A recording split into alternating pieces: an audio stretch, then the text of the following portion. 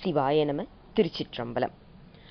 ஞான ஆசிரியராகவும் ஞான குருவாகவும் எம்மை வழிநடத்தும் நம்பி ஆரூரர் திருவடிகளையும் அண்ணாமலை பெருமான் திருவடிகளையும் மனம் மொழி மெய்களால் வணங்கி இன்றைய ஞான சிந்தனையில் சிவபோகசாரம் என்னும் நூலில் இருந்து 33வது பாடலை சிந்திக்க இருக்கின்றோம். கிட்டாத ஈசன் உனை கிட்டி அருள் புரிந்த நிட்டானுபூதி நிலையிலே முட்டாது இரு.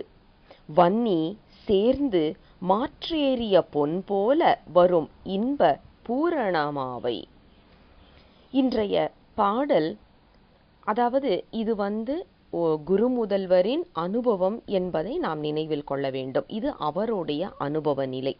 நமக்கு இந்த அனுபவ நிலை இப்போது கைகூடவில்லை அப்படின்னாலும் என்றாவது ஒரு நாள் கைகூடும் என்ற நம்பிக்கையோடு நாம் இந்த பாடலை பார்க்க வேண்டும். அது மட்டும் இல்லை, அப்படி கைகூடும் போது நாம் எப்படி அழுந்தி இருக்க வேண்டும் அதில் அப்படிங்கிற மாதிரி ஒரு உபதேச பாடலாகவும் இதை நாம் எடுத்துக்கொள்ளலாம்.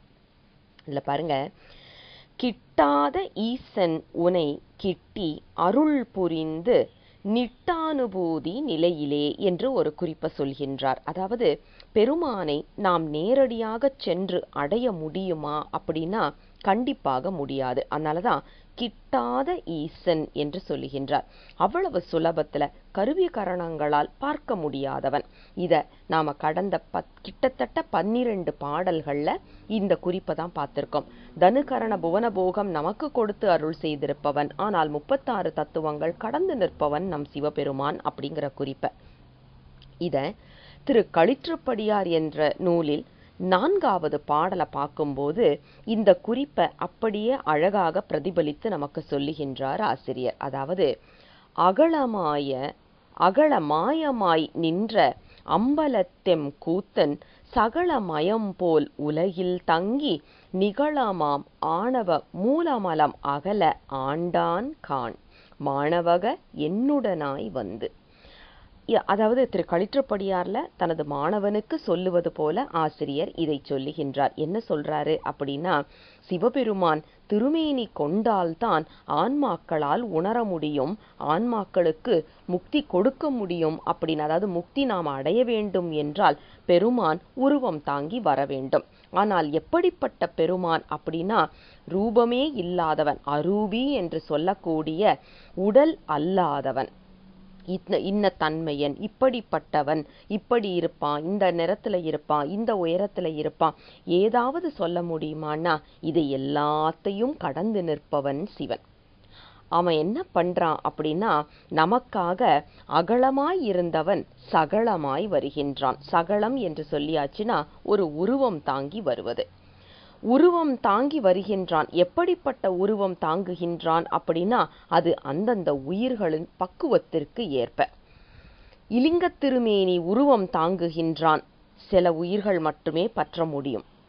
அல்லது உமா மகேஸ்வர வடிவம், அல்லது நம்ம சோமஸ்கந்தர் வடிவம், தட்சிணாமூர்த்தி வடிவம், அம்பலக்கூத்தன் வடிவம் என்று ஏதேதோ வடிவங்கள் தாங்கி வருகின்றான் பெருமான். ஆனால் அதையும் சில பேரால தான் பற்ற முடியும். அப்படி பற்ற முடியாதவர்களுக்கு குருவாக வருகின்றான். நம்மை போன்ற மானிட வடிவம் தாங்கி வருகின்றான். ஆக அவன் எப்படிப்பட்டவர்களுக்கு எந்த நிலைப்பாட்டில் அருளி செய்ய வேண்டுமோ அந்த வடிவம் தாங்கி அவன் இறங்கி வருகின்றான். அவன் வந்தால்தான், அவன் திருவுருவம் கொண்டால்தான் இந்த உலகத்தில் நம்மிடம் இருக்கின்ற ஆணவ மலம் என்பதை அறுக்க முடியும். அதனால்தான் பாருங்க, கிட்டாத ஈசன் உனை கிட்டி நேரா வர்றாரு. எப்படிப்பட்ட ஈசன் தெரியுமா? அவ்வளவு சீக்கிரம் எங்கேயும் இறங்கி வந்துட முடியாத ஈசன். தானா வந்தால்தான், தானாக வந்தான், தன்னையே தந்தான் என்று சொல்லுவது போல அவனா இறங்கி வரணும். அதற்கு நாம் வழிவகை மட்டும்தான் செய்ய வேண்டும். எப்படி வழிவகை செய்ய வேண்டும் என்றால், அவன் சொல்லிக் கொடுத்த ஆகமங்கள் நமக்கு கொடுத்திருக்கின்ற வழியில் நாம் நிற்க வேண்டும். அதுதான் நமக்கு ரொம்ப முக்கியமான ஒரு குறிப்பு இங்க. அதான் பாருங்க, நமக்கு இதே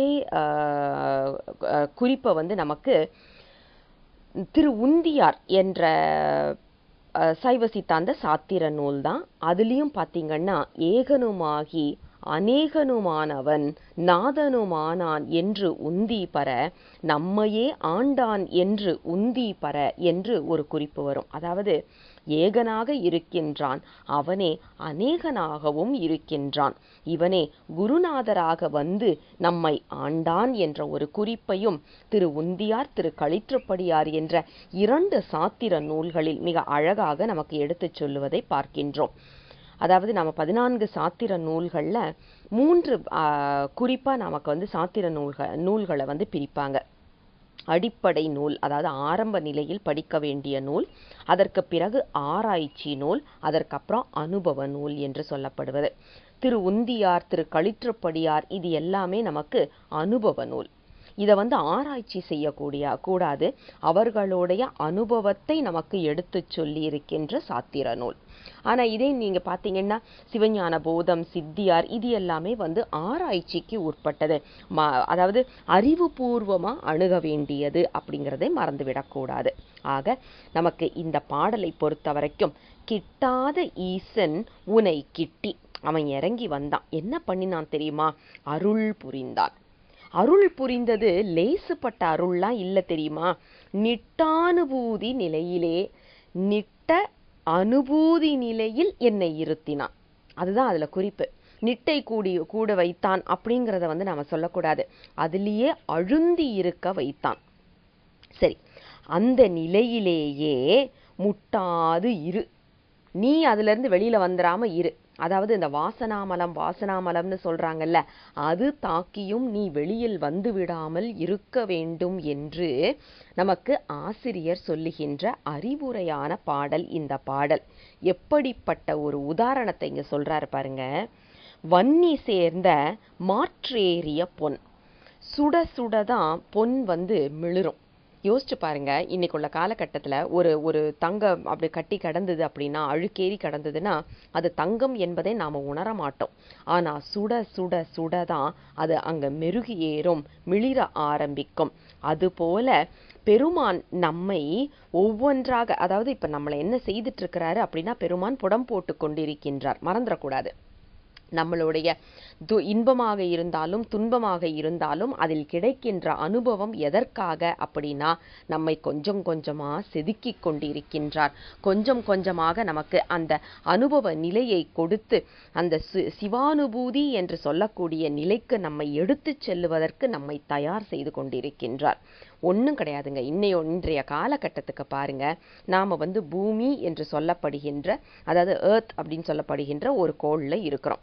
இப்போ இங்கேருந்து நம்ம மார்ஸுக்கு போகணும் அல்லது வந்து சந்திரனுக்கு போகணும் அப்படின்னா அதற்கான ஒரு சட்டையை போட்டுக்கிட்டா தானே போக முடியும்.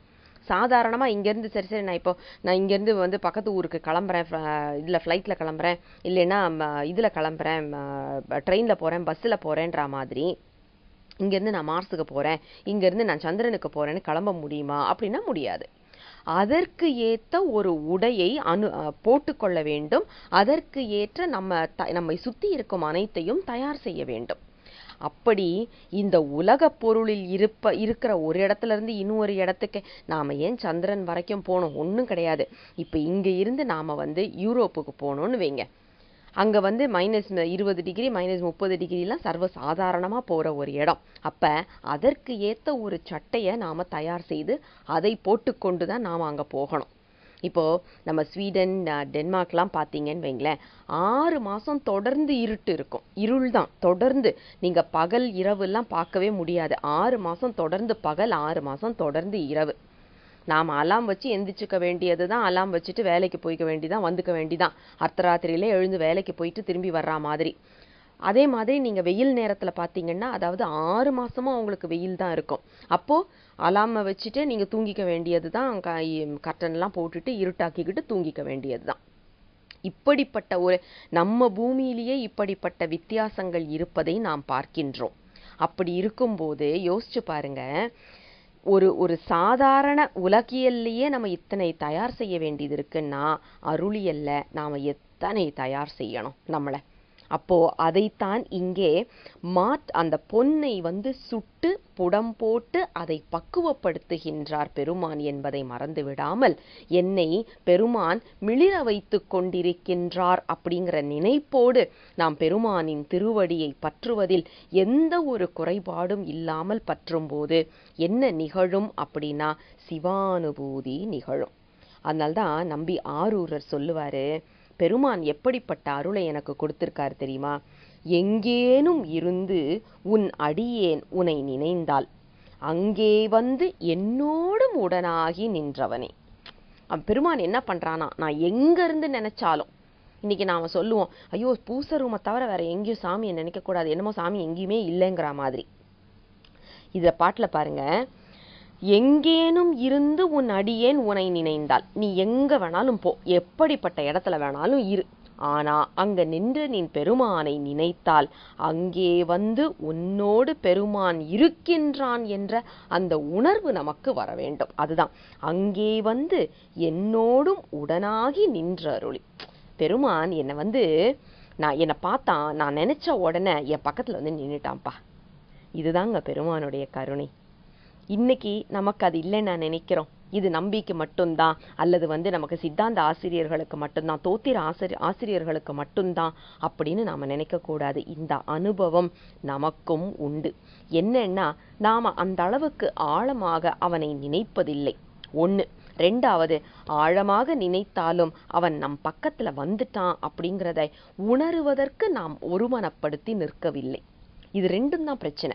நாம நினைக்கல, அப்படியே நினைச்சாலும் அவன் வந்துடுறான் இல்லையா?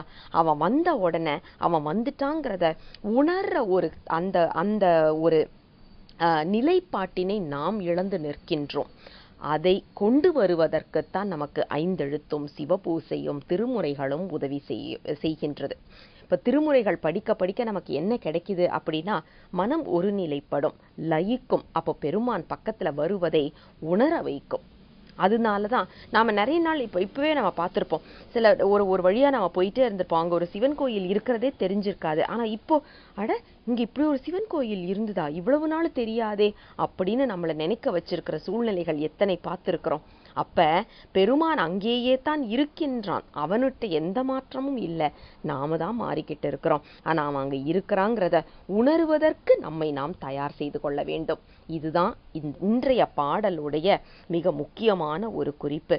அதுவும் எப்படிப்பட்ட ஈசன், கிட்டாத ஈசன், அவன் நம்ம கிட்ட இருக்கிறான். அவனை உணர்வதற்கு, உணர்ந்து அதில் அழுந்தி நிற்கின்ற அந்த தகுதிப்பாட்டினை நாம் வளர்த்து கொள்ள வேண்டும். வளர்த்து கொண்டு அதிலேயே அழுந்தி நிற்க வேண்டும் என்பதுதான் இன்றைய உபதேச பாடலாக, அற்புதமான ஒரு பாடலாக அருளி செய்து கொடுத்திருக்கின்றார் ஆசிரியர். தென்னாடுடைய சிவனே போற்றி, எந்நாட்டவர்க்கும் இறைவா போற்றி. சிவசிவ திருச்சிற்றம்பலம்.